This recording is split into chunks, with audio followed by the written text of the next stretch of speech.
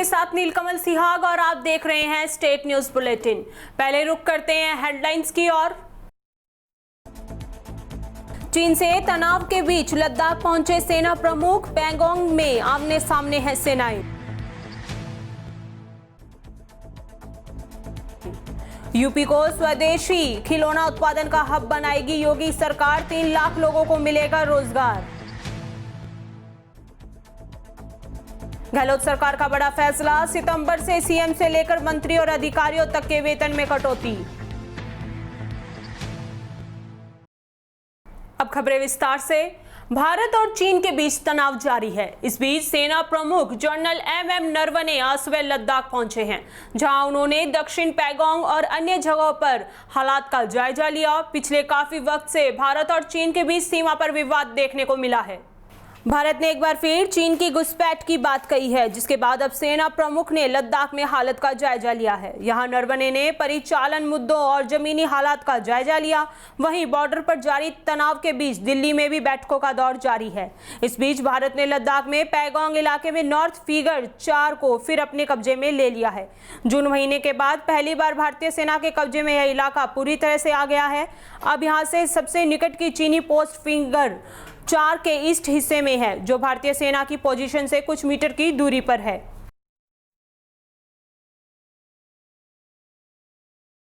प्रधानमंत्री नरेंद्र मोदी की अपील के बाद देश में स्वदेशी खिलौनों की बढ़ती मांग को देखते हुए योगी सरकार यूपी में खिलौना उत्पादन का हब बनाने की तैयारी कर रही है।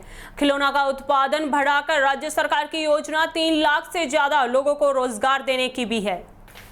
सरकार इसके लिए नई खिलौना नीति लाने की तैयारी कर रही है, जिसके तहत अगले 5 सालों में 20,000 करोड़ का लक्ष्य रखा गया है। जल्द ही नई नीति का प्रस्ताव कैबिनेट में रखा जाएगा। मुख्यमंत्री योगी आदित्यनाथ इस बड़े निवेश के कदम पर अंतिम मुहर लगाएंगे।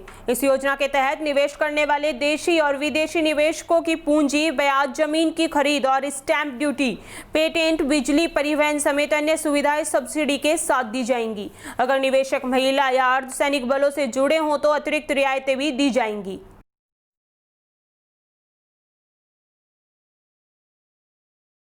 लंबे सियासी संकट के बाद अशोक गहलोत कैबिनेट की पहली बैठक में सरकार ने बड़ा निर्णय लेते हुए सितंबर के महीने से मुख्यमंत्री, मंत्री और राज्य मंत्री, आईएएस, आरएएस और राज्य अधीनस्थ सेवाएं समेत अन्य कर्मचारियों के वेतन में कटौती को मंजूरी दे दी है।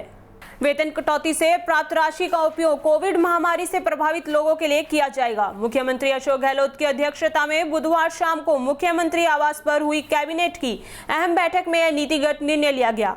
मुख्यमंत्री, मंत्री एवं राज्य मंत्रियों के प्रत्येक माह के सकल वेतन से प्रति माह 7 दिन की वेतन की कटौती की जाएगी। आईएएस और आरएएस अफसरों का प्रति माह 2 दिन का वेतन काटा जाएगा।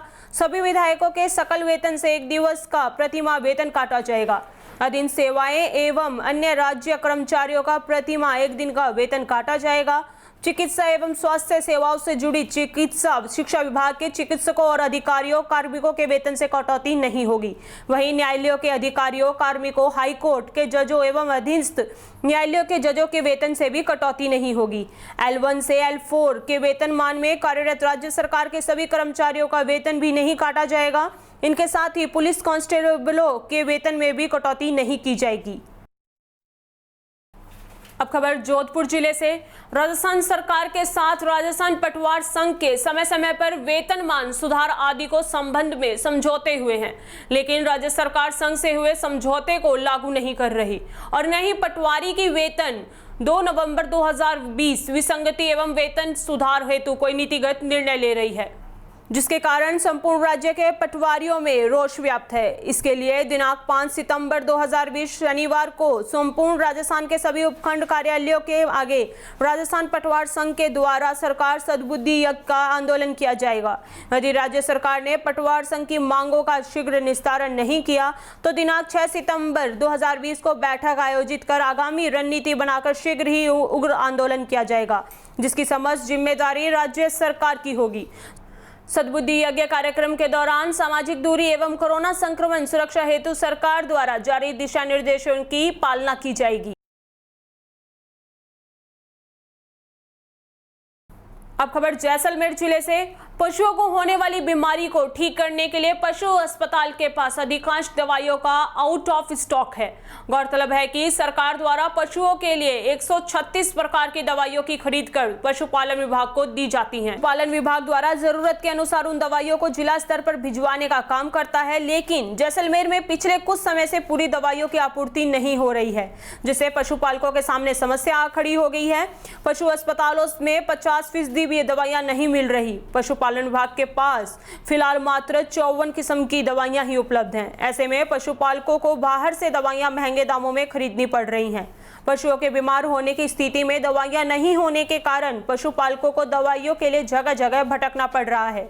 वहीं दूसरी तरफ अधिक कीमत देकर दवाइयां खरीदनी पड़ रही हैं, जिसके कारण उन्हें आर्थिक नुकसान हो रहा है। हालांकि 54 प्रकार की दवाइयां बीमार पशुओं के लिए उपलब्ध करवाई जा रही हैं, लेकिन वे दवाइयां पशुओं की बीमारियों के लिए पर्याप्त नहीं है। ऐसे में पशुपालकों के सामने समस्या खड़ी हो गई है। पशुपालन विभाग द्वारा जिले में 80 संस्थानों में दवाइयों की उपलब्धता करवाई जाती है, ताकि पशुपालकों को बीमारी के समय भटकना नहीं पड़े, लेकिन फिलहाल सभी जगह दवाइयां आउट ऑफ स्टॉक हो रखी हैं। ऐसे में पशुपालकों की समस्या सुनने वाला भी कोई नहीं है। दवाइयाँ ऐसा है कि ये दवाइयाँ हमें जयपुर से वहाँ से प्राप्त होती हैं, तो उसमें अभी तक 54 तरह की दवाइयाँ हैं जो विभाग को प्राप्त हो चुकी हैं, और जो दवाइयाँ प्राप्त हुई हैं वो हमें संबंधित संस्थाओं को यहाँ से भिजवा देते हैं। और कुछ दवाइयाँ अभी मिनरल मिक्सचर है, डिवॉर्मिंग के लिए जो गोलियाँ हैं और हैं, वो इस बार अभी तक विभाग को प्राप्त नहीं हुई है।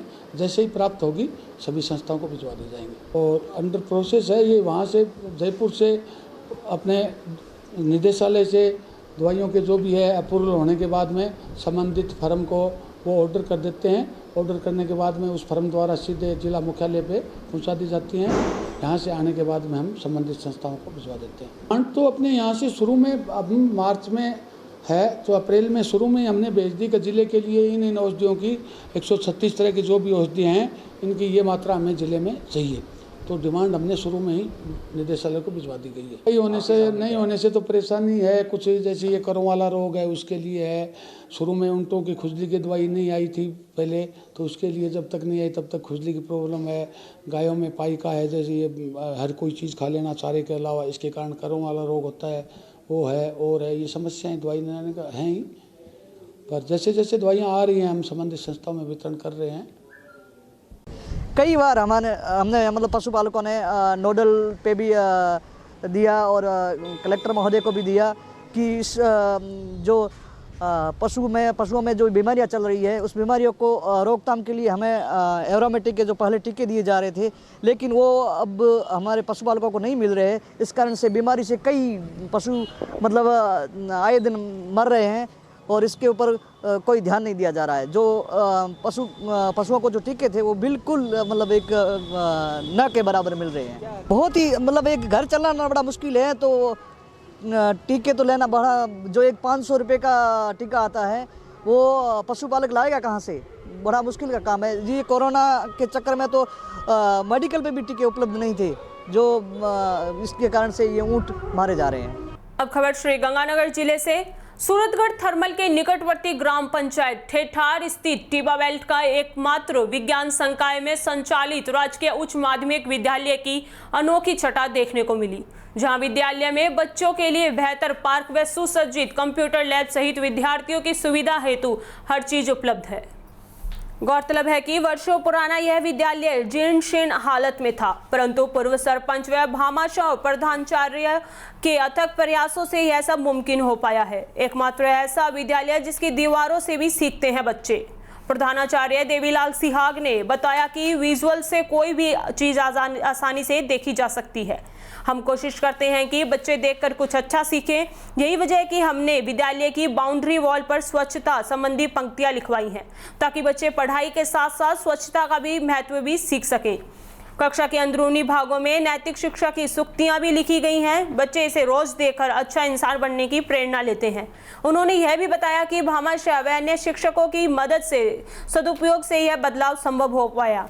इससे पूर्व सरपंच अमित चंद कुलड़िया द्वारा भी बेहतरीन काम करवाया गया, जिससे यह स्कूल क्षेत्र में बेहतर बना है।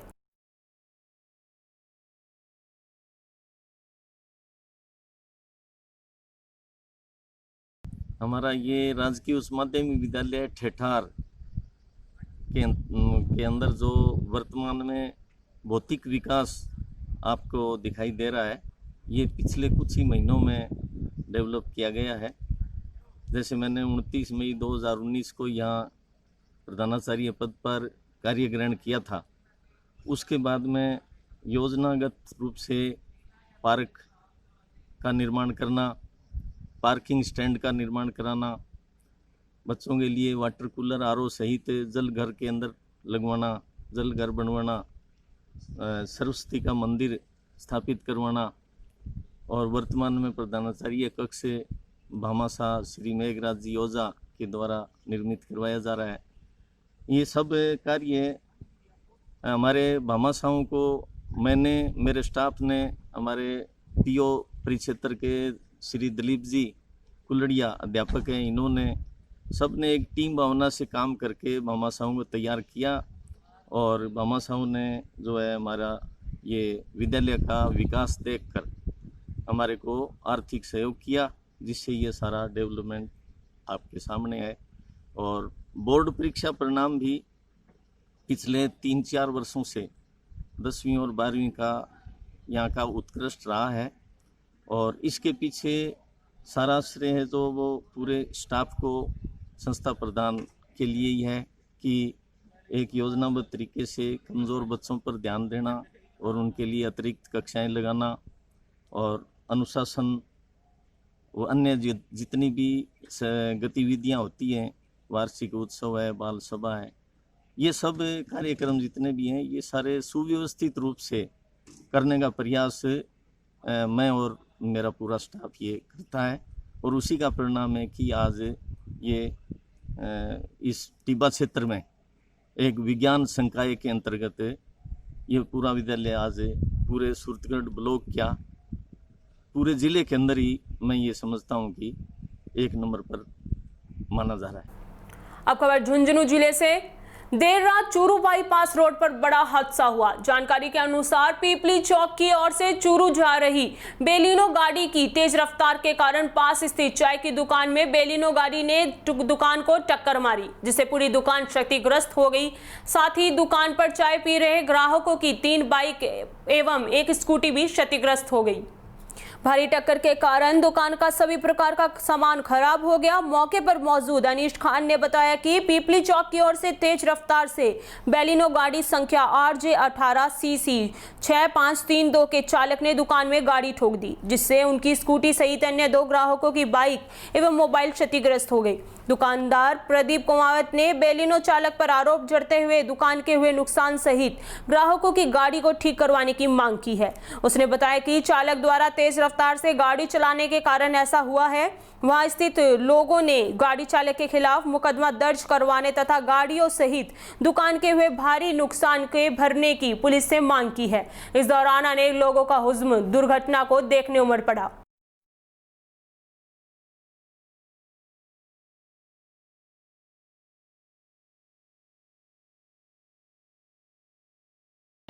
ये चूरू बाईपास पे मेरी दुकान है। ये चूरू तरफ से गाड़ी आई और गाड़ी आगे सीधी मेरी दुकान में लगी। दुकान अभी जो गाड़ी है वो ऑन द स्पॉट दुकान पे खड़ी है, उससे मेरी दुकान का नुकसान हो गया। 3-4 बाइकें है वो क्षतिग्रस्त हो गई, मेरे खुद के लग गई। दुकान का जो पूरा माल सामान है उसका सारा नुकसान हो गया मेरी बस इस गाड़ी। अब खबर जोधपुर जिले से। ओसियां कस्बे के जाट छात्रावास में बुधवार को किसान आंदोलन में दिवंगत हुए युवा छात्र नेता किसान पुखराज चौधरी को छात्रावास में 2 मिनट का मौन रखकर श्रद्धांजलि अर्पित की गई। इस दौरान पूर्व संसदीय सचिव भैवराराम सियोल ने युवा नेता के जीवन पर प्रकाश डालते हुए कहा कि पुखराज अपनी छोटी सी उम्र में हमें किसान हितों के लिए अपनी लड़ाई लड़ने की प्रेरणा देकर गया। पुखराज का बलिदान व्यर्थ नहीं जाएगा। सियोल ने कहा कि डोगियाल हमेशा क्षेत्र के लोगों के बीच रहते थे। पुखराज ने क्षेत्र के महाविद्यालय में हमेशा छात्र सेवा को सर्वोपरि समझकर हमेशा छात्र हित में कार्य किया। पुखराज का निधन होना मेरे लिए व्यक्तिगत क्षति है। इस दौरान उपस्थित लोगों के ने नम नम आंखों से छात्र नेता को श्रद्धांजलि अर्पित की। गौरतलब है कि 29 अगस्त को मानक लाव में किसान आंदोलन के दौरान पुखराज की तबीयत बिगड़ने पर अस्पताल ले गए, जहां उन्हें मृत घोषित कर दिया गया था, जिसके बाद रविवार को मंडियाई में अंतिम संस्कार किया गया। इस दौरान पूर्व विधायक भैराराम सियोल, पूना जाट समाज के पूर्व अध्यक्ष हरीश डोगियाल समेत कई लोग मौजूद थे।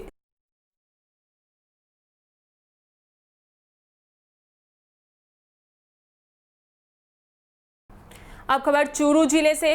बीदासर के गांव लुहारा के राजीव गांधी सेवा केंद्र में गोयनका विद्यालय लक्ष्मणगढ़ द्वारा ड्रग्स अवेयरनेस कार्यक्रम का आयोजन किया गया, जिसमें ड्रग्स से होने वाले शारीरिक, आर्थिक व सामाजिक नुकसान को लेकर जानकारियां प्रदान की गई।